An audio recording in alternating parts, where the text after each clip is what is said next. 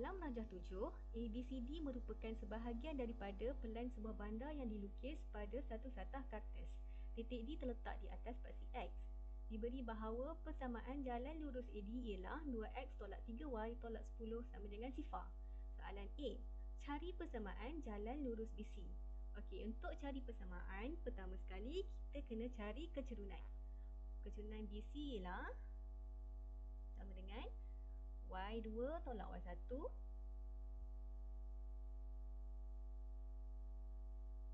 bahagikan dengan X2 tolak X1.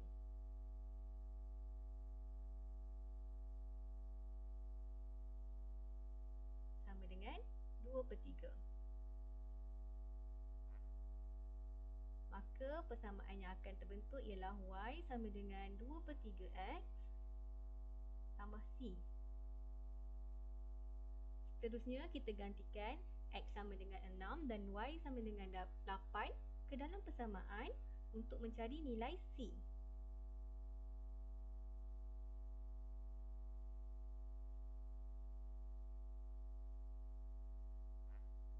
Selesaikan dan kita akan dapat C sama dengan 4.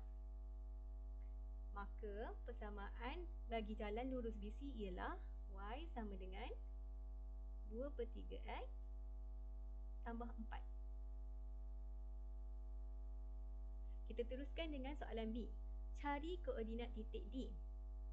Perhatikan titik D berada pada paksi X. Maka Y sama dengan sifar. Jadi, kita gantikan Y sama dengan sifar ke dalam persamaan jalan lurus AD yang diberi.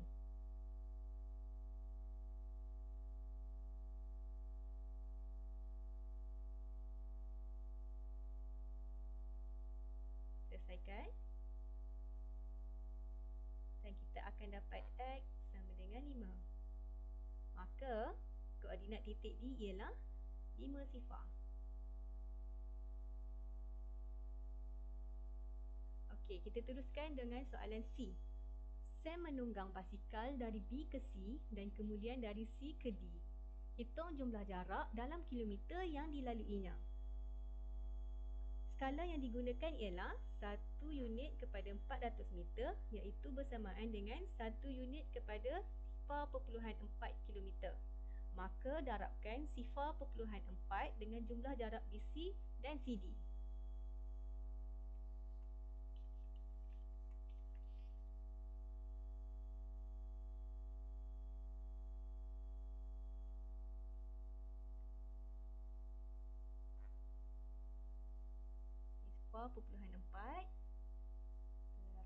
Darabkan dengan jarak BC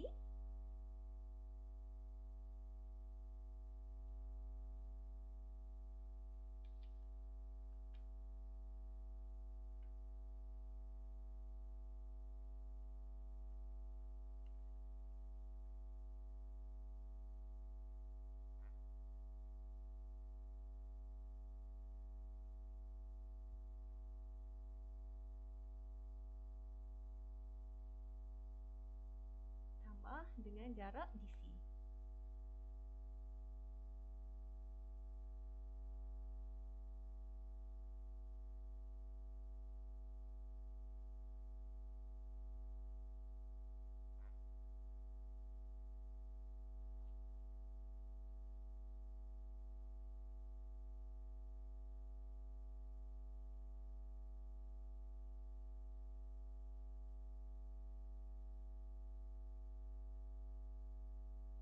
Okey, selesaikan.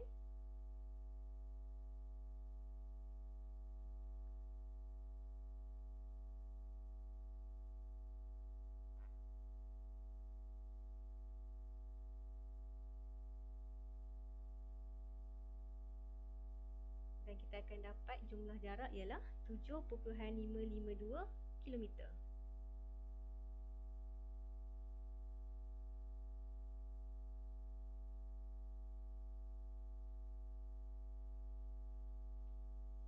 Okey, kita tengok soalan D. Majlis Perbandaran ingin memanjangkan jalan lurus AD dan BC. Tentukan sama ada kedua-dua jalan itu akan bersilang atau tidak. Beri sebab anda. Okey, diberi persamaan AD ialah 2x tolak 3y tolak 10 sama dengan sifar. Jadikan y sebagai perkara rumus.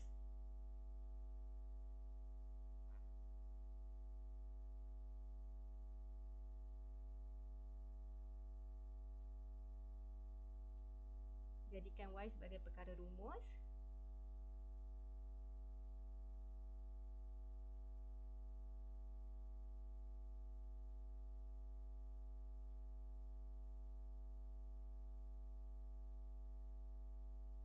Perhatikan kecerunan garis AD adalah sama dengan kecerunan garis BC. Maka AD adalah selari dengan BC. Maka jalan AD dan BC tidak akan bersilang kerana kedua-dua jalan lurus itu adalah selari.